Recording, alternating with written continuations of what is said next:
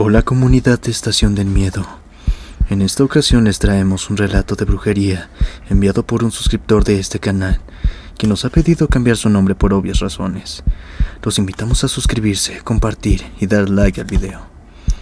Los dejo con el siguiente relato titulado Me hicieron brujería para volverme alcohólico.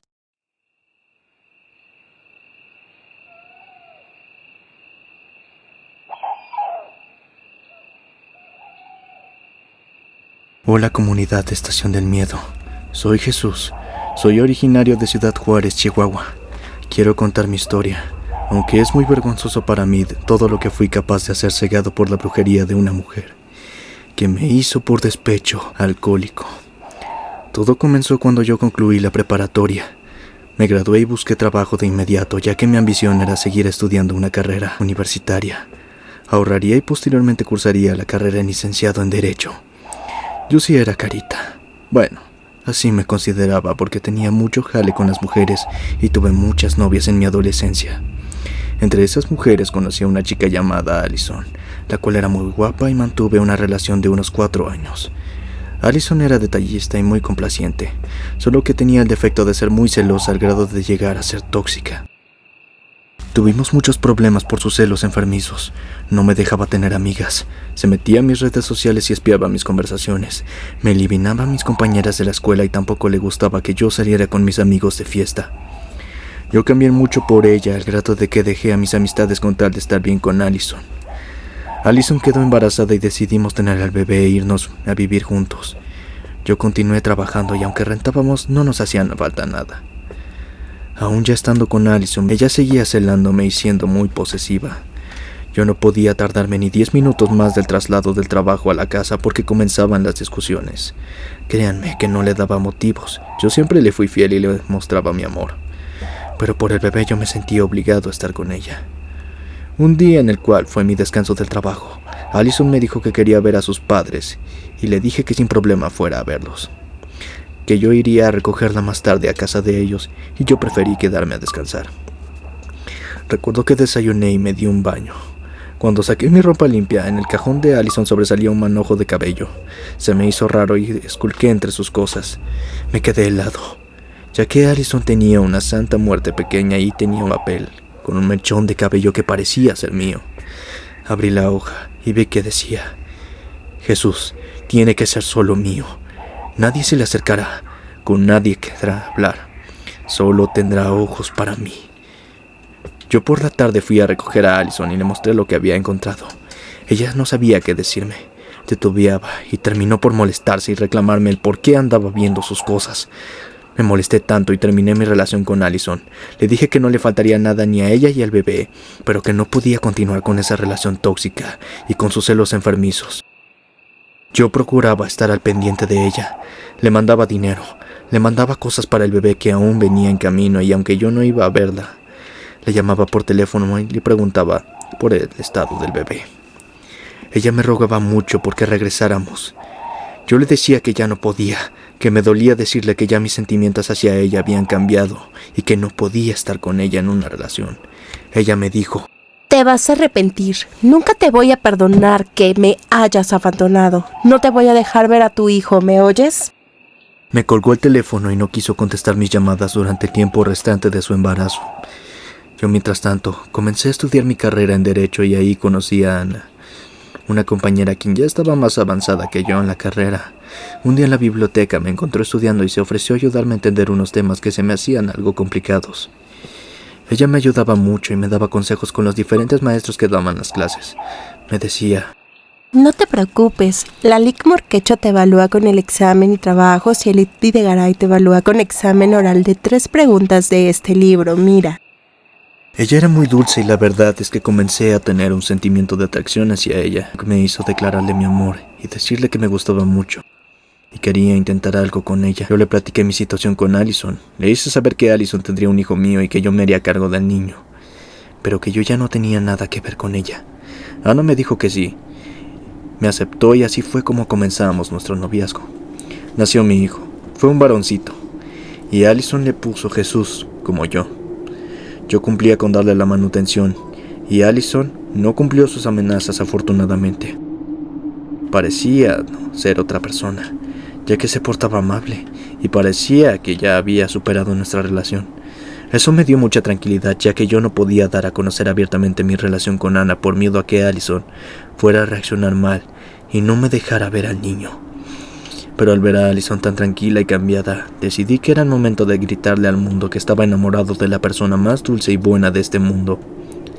Así que sin dudarlo le pedí a Allison que me dejara llevar al bebé al parque, que iría con mi novia y nuestro hijo. Allison me dijo: ¿Tu novia?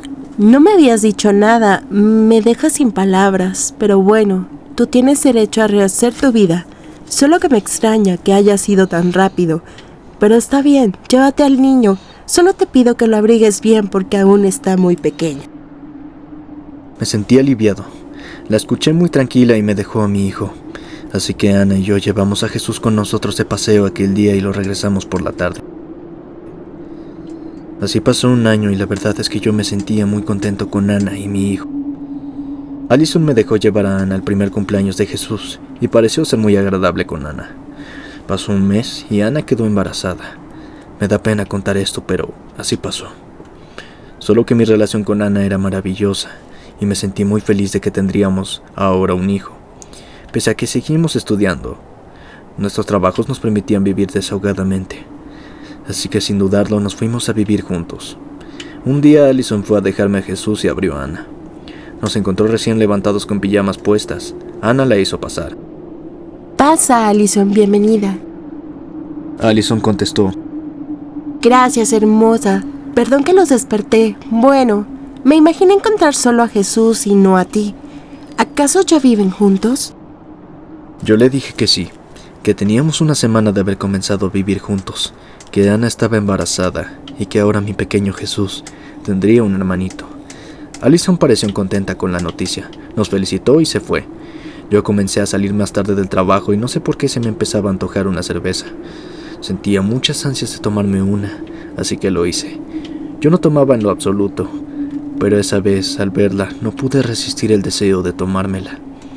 Así diariamente, me comencé a beber una cerveza, luego 2, después 3, y así sucesivamente hasta que después, llegar completamente borracho a mi casa. Ana comenzó a molestarme por mi comportamiento, ya que yo estaba gastando más dinero de la cuenta. Yo, en lugar de aceptar mi error, le respondía mal y comencé a hacer un patán con ella. Yo empecé a llegar todas las noches tomado. Ya no era cariñoso con Ana, y de los gritos pasé a los golpes. La aventaba a la cama cada que ella quería hablar conmigo. La abofeteaba y le decía cosas horribles. Recuerdo que ella lloraba desconsolada. No me importaba que ella estuviera embarazada, yo la trataba mal con palabras y golpes. Dejé de ir a la escuela y comencé a descuidar mi aspecto físico. Ya no me bañaba ni me rasuraba. Allison me decía que se iría por el bebé, pero yo también dejé de frecuentar a mi hijo y dejé de mandarle dinero. Todo se me iba en el maldito vicio. Ana no tuvo más remedio que aguantarme. No sé si era más su amor hacia mí que su amor propio. ¿Por qué no se iba pese a mis malos tratos? Ana ya tenía unos 7 meses de embarazo. Yo seguía perdido en el vicio. No me di cuenta de cómo es que yo llegué a este punto, puesto que yo no tomaba, pero hice cosas horribles mientras estaba en ese estado. Una noche llegué tomado como ya era de costumbre, y Ana veía la televisión. Ya tenía su barriguita bien, recuerdo. Esa noche sentí una rabia al verla, sentí ganas de golpearla, y así lo hice. De la nada comencé a gritarle y a bofetearla. La comencé a golpear en el piso. Recuerdo que la dejé inconsciente, porque la aventé y se pegó en la pared. Sentí que el demonio se me había metido. Me da pena contarles lo que fui capaz de hacerle a mi amada, porque yo sí la amaba, aunque no lo crean. Y tal vez les suene loco lo que les voy a contar a continuación. Yo, al ver a Ana tirada en el piso, reaccioné y la auxilié. A ella se le había roto la fuente y la tuve que llevar de emergencia al hospital. Ella solo lloraba. Le pedí perdón y le dije que no sabía lo que me pasaba, que yo no era así, que sentía el deseo de beber, que sentía mucho coraje cada vez que la veía, que no podía encontrar explicación puesto que yo estaba seguro de amarla. Le dije que por nuestro hijo trataría de cambiar, que dejaría de tomar. Ana dio luz a una niña y le pusimos Estefanía a nuestra bebé.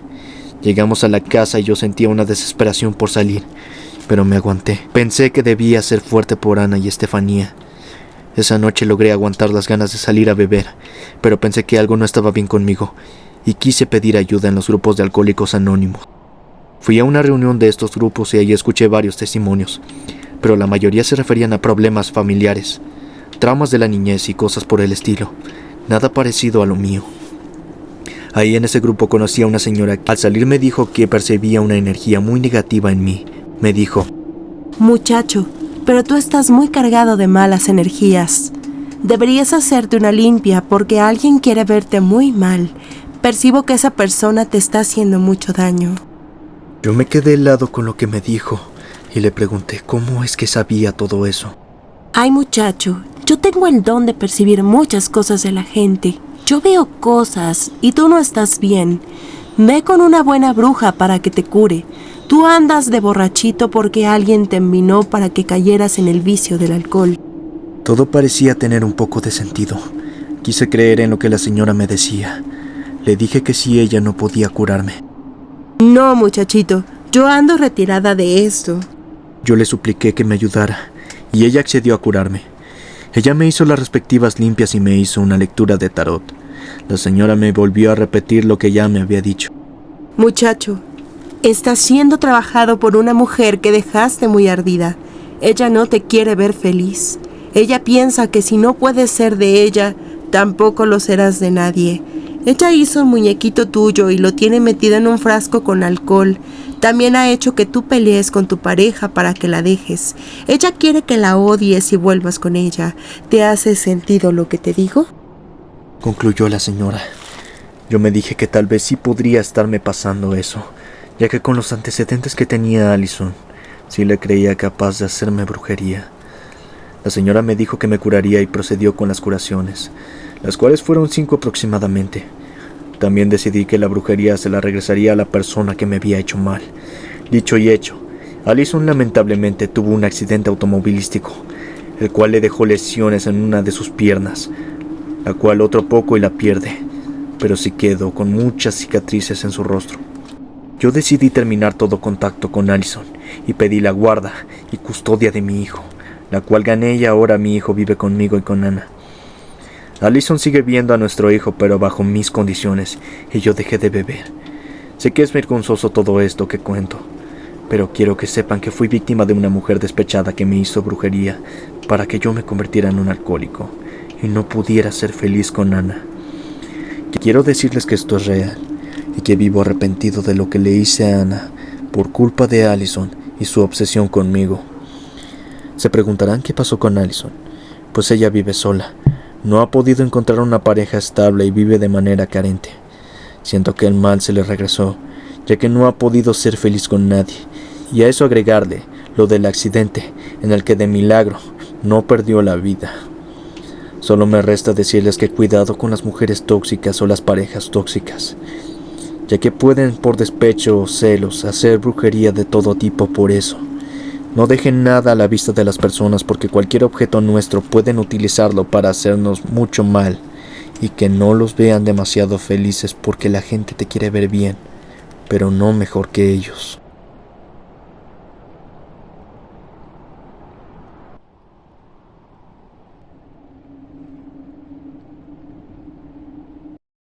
Lo que les voy a contar es verídico. Y por esta causa es que ahora yo sé con toda certeza que la brujería sí existe.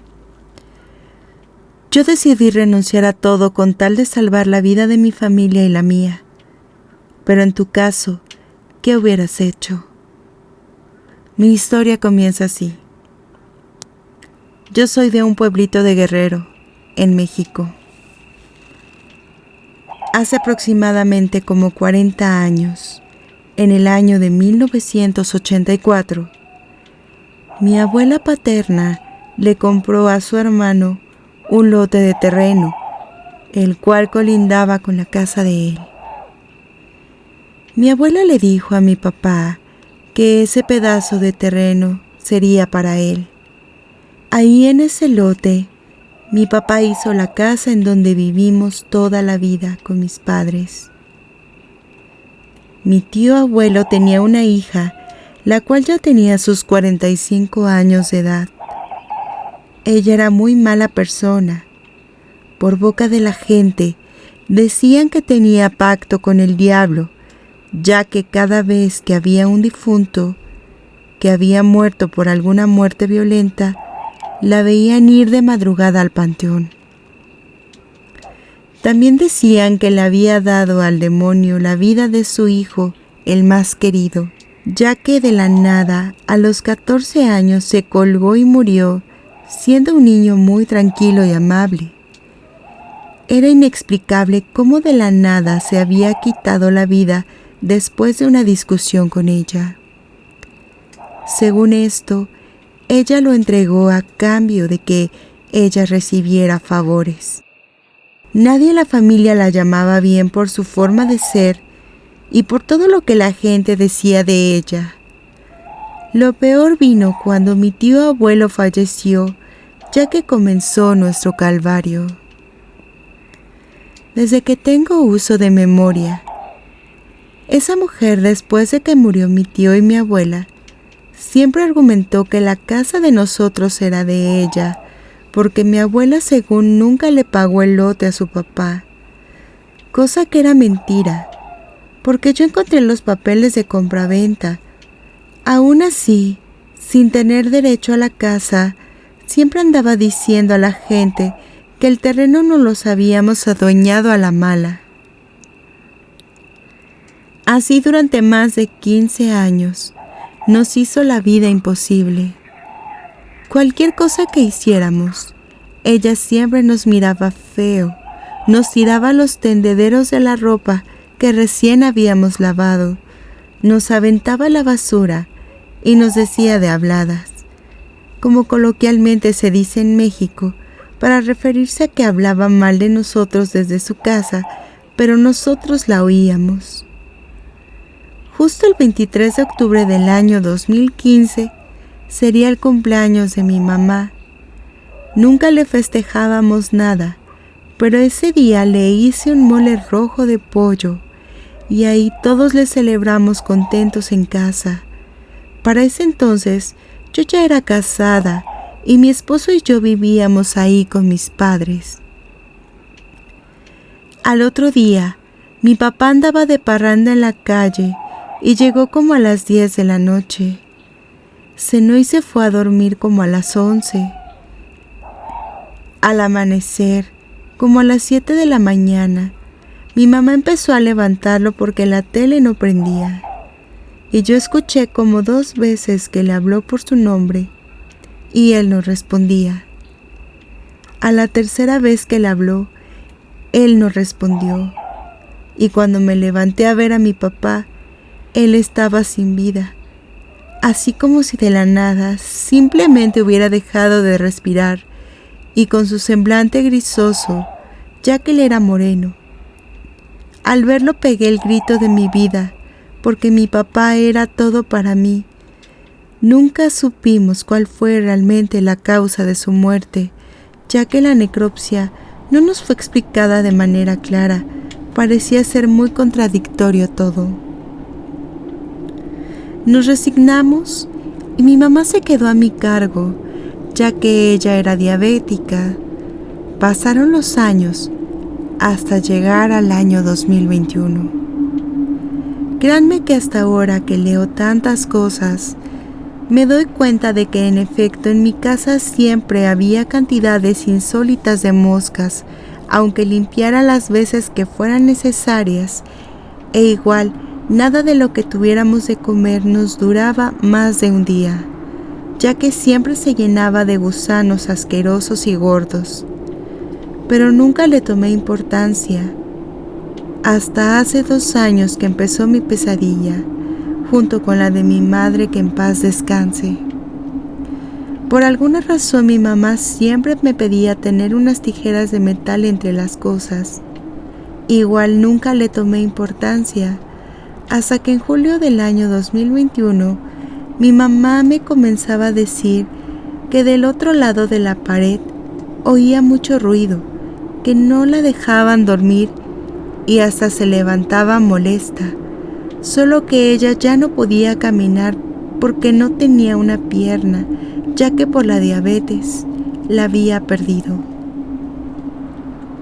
Detrás de esa pared, mi tía, la que nos hacía la vida imposible, tenía un cuarto abandonado y justo en esa habitación fue donde se colgó su hijo. Pasaron los días y un día a las 6 de la mañana desperté porque escuché un leve pujido de mi mamá. Me levanté corriendo. Mi mamá se veía extraña y le pregunté si le pasaba algo y me dijo: no podía recordar tu nombre, por eso te quise gritar y no pude. Me dijo que estaba soñando, que estaba dentro de una caja y que de arriba de la caja le estaba cayendo polilla y que tenía la boca llena de gusanos, que por eso no podía hablarme. A mí eso no me gustó, pero pensé que solo era un sueño de ella. Pasaban los días y a mi mamá le notaba el semblante decaído. Ya no quería comer, solo me decía que tenía mucho sueño y siempre hablaba enredada y no concordaba lo que platicaba. No quería nada, solo me decía que esos susurros en la habitación abandonada no la dejaban dormir, pero nadie escuchaba nada, solo ella, y eso que casi ya no escuchaba bien. Así estuvo un buen tiempo, hasta que llegó el momento en el que ella ya no mejoró. Una madrugada me quedé despierta toda la noche para estarle checando la glucosa. Cuando exactamente a las 3 de la mañana, mientras todos dormían profundamente, sus 5 gatos comenzaron a maullar muy feo y yo empecé a sentir un escalofrío de pies a cabeza. También de pronto empecé a escuchar un silbido continuo, como si fuera el viento. Se me pusieron los pelos de punta y me senté al lado de mi esposo, pero pareciera que el ruido no lo despertó.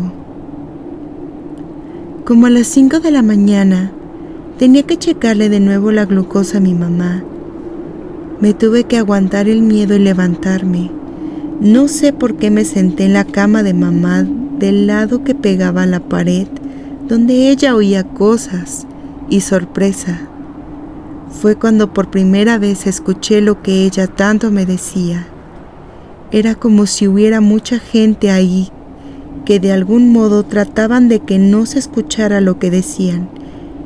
Era como cuando están rezando o haciendo plegaria en voz baja, y entre más me pegaba a la pared, más escuchaba. Estaba muerta de miedo, pero no dije nada. Me preocupaba más la salud de mi mamá. Así pasó la madrugada, y al día siguiente llevamos a mi mamá al hospital. Y ahí no supe qué decir cuando el doctor me preguntó que qué tenía mi madre, ya que no reaccionaba, solo estaba con la mirada perdida, y de la glucosa y la presión estaba en todos sus niveles. Mi madre clínicamente estaba sana. Salimos del hospital como a la 1 de la mañana y llegando a la casa le pedí a mi esposo que fuera a traer a una amiga que era enfermera para que le pusiera el suero y esas cosas. Pero mi madre sacó unas fuerzas inexplicables y empezó a romperse la mascarilla del oxígeno. Me apretó los brazos y comenzó a rasguñarme con mucha fuerza para que yo no le pusiera el oxígeno nuevamente. Mi mamá en ese momento dio su último suspiro y falleció en mis brazos. Cuando la empezamos a cambiar de ropa para el velorio, le quitamos el pañal que traía, pero este tenía un olor fétido muy insoportable. Se lo quité rápidamente y lo eché en una bolsa de plástico. Al día siguiente, me dio mucha curiosidad y lo abrí con un palito de madera. Lo revisé y ya no olía a nada. Estaba seco por completo y tenía como tipo de semillas de ajonjolí, lo cual no tenía explicación porque nunca comió nada semejante, pero extrañamente había unas larvas secas. Enterramos a mi madre.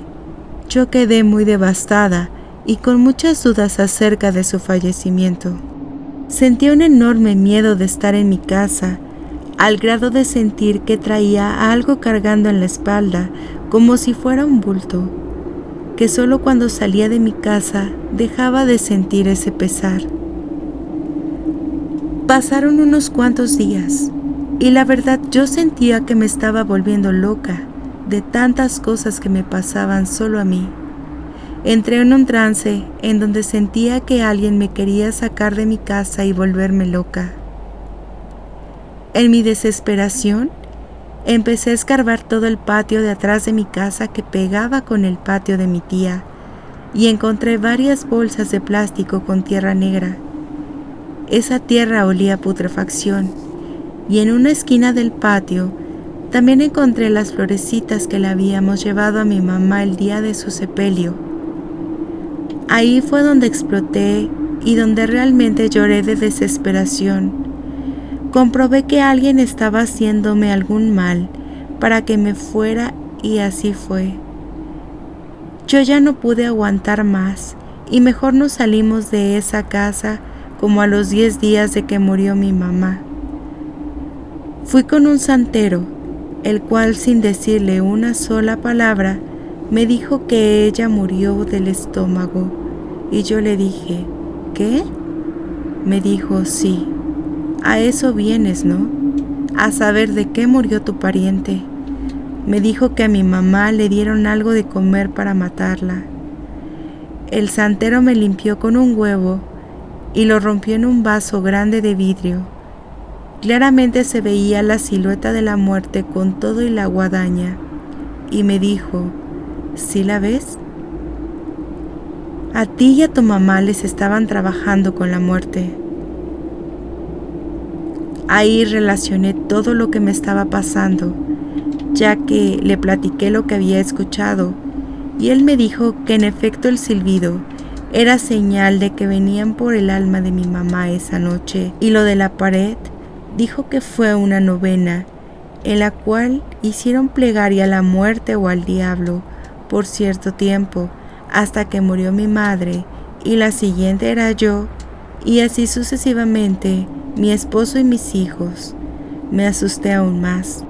En conclusión, por lo que mi tía peleaba tanto y por lo cual nos hizo tanto daño, era por el pedazo de lote que su papá le vendió a mi abuela, y de alguna manera ella quiso quedárselo, o que si no era de ella, tampoco quería que fuera de nosotros. Hasta el día de hoy, dejé todo mi pesar en manos de Dios. Solo Él sabe si esta mujer fue la que le arrebató la vida a mis padres, ya que nunca pudo ser feliz, y ha entregado como ofrenda a todos sus hermanos, ya que todos han muerto de manera inexplicable, y cuando mueren se le ve acudiendo al panteón. También va cada martes y viernes a altas horas de la madrugada al cementerio. Al final, en manos de Dios Padre, puse todas y cada una de las cosas que ha hecho, y espero que reciba su castigo por todas las almas que ha ofrecido con tal de seguir en este mundo haciendo daño. Hay infinidad de tragedias que se relacionan con esta mujer y su gran maldad. En este testimonio les dejo claro que la envidia y la maldad de la gente no tiene límites. Yo la viví en carne propia. Dios nos libre de cruzarnos con esas gentes.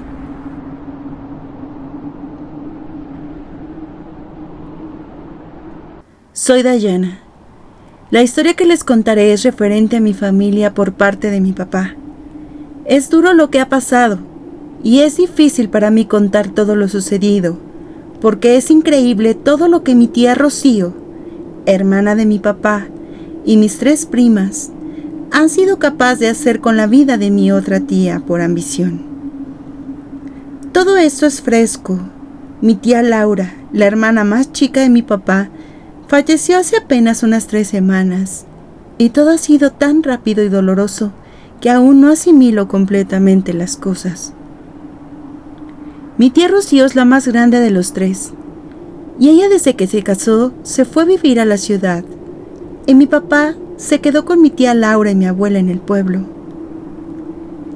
Mi papá se casó con mi mamá hace unos 30 años, y mi tía Laura y mi abuela se hicieron cargo de nosotros cuando mis padres trabajaban. Y digo, se hacían cargo de nosotros porque tuve otros 2 hermanos más chicos, Georgina y Juan. Ellos nos brindaron amor y protección. Mi tía principalmente conmigo fue muy cariñosa. Se podía decir que fui su consentida y yo también la amé mucho. Mi tía Laura nunca se casó. Ella era guapa, sin embargo, siento que no fue su destino estar con alguien. Por lo que ella se dedicó su vida entera a cuidarnos y a ver por mi abuela. Siento que mi tía Laura era feliz teniéndonos a su lado y se desvivía por darnos mucha diversión. Los hijos de mi tía Rocío no fueron muy allegados con mi tía Laura y mi abuela. Siempre decían que nosotros éramos los preferidos. Siento que eso era obvio porque nosotros vivimos con ellas. Sin embargo, ellos no lo veían así. Cuando cumplí 22 años, mi papá compró una casa también en el pueblo donde vivíamos con mi abuela y mi tía Laura. Aunque nos mudamos, ellos siguieron muy pendientes de nosotros, al grado que mi tía Laura venía todos los días a nuestra casa. Por lo tanto, la casa donde viví mi infancia ahora pasaría a ser la herencia de mi tía Laura. Así transcurrieron 32 años de mi vida al lado de ellas y de mis padres, y puedo decirles que éramos felices, hasta que un día mi tía Laura comenzó a sentir un dolor muy fuerte en el estómago. La trasladamos a una clínica privada, y ahí le dijeron que se trataba de apendicitis. La intervinieron. Cuando salió de la operación, el doctor nos dijo que tenía su vesícula seca, como si fuera un pedazo de carne ya deshidratada. La mandaron a patología y le detectaron cáncer de colon.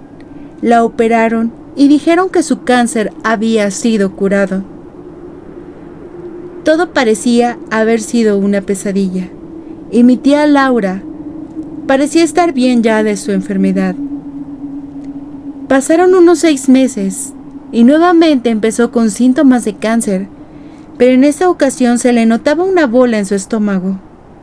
Comenzó a perder peso porque la comida que comía la devolvía y comenzó a echar como una masa negra maloliente. Inmediatamente la llevamos al doctor, pero nada. Decían que todo parecía bien. Sin embargo, en tan solo unos días bajó de peso. Llegó a pesar unos 35 kilogramos.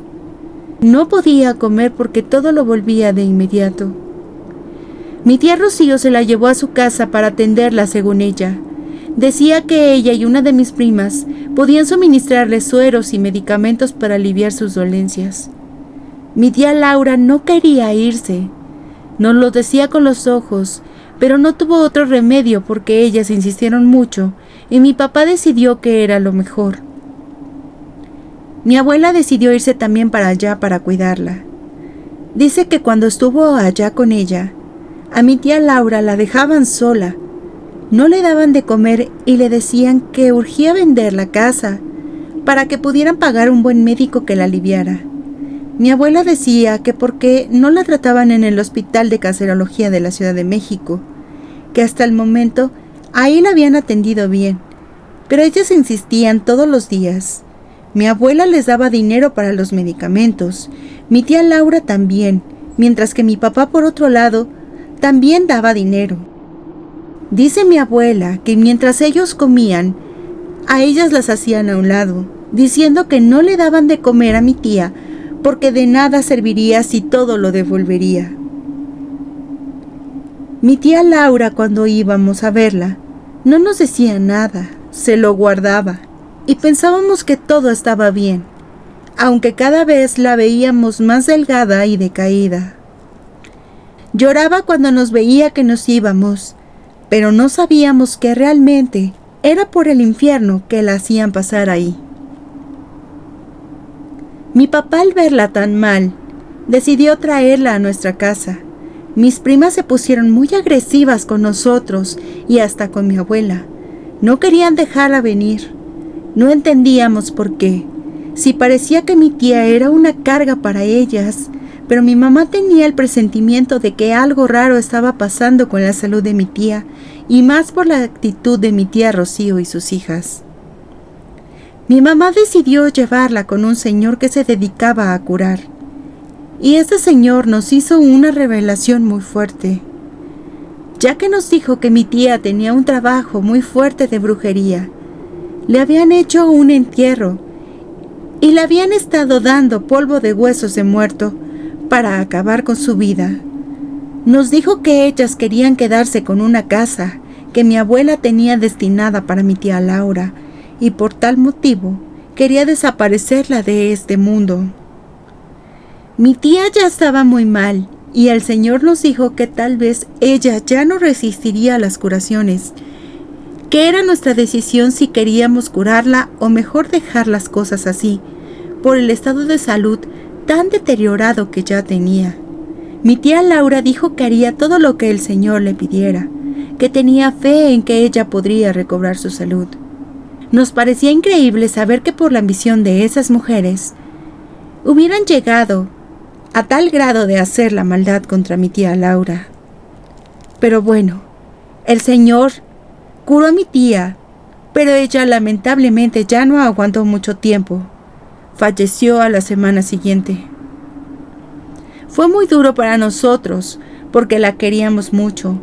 Ella había sido como una madre para mí y mis hermanos.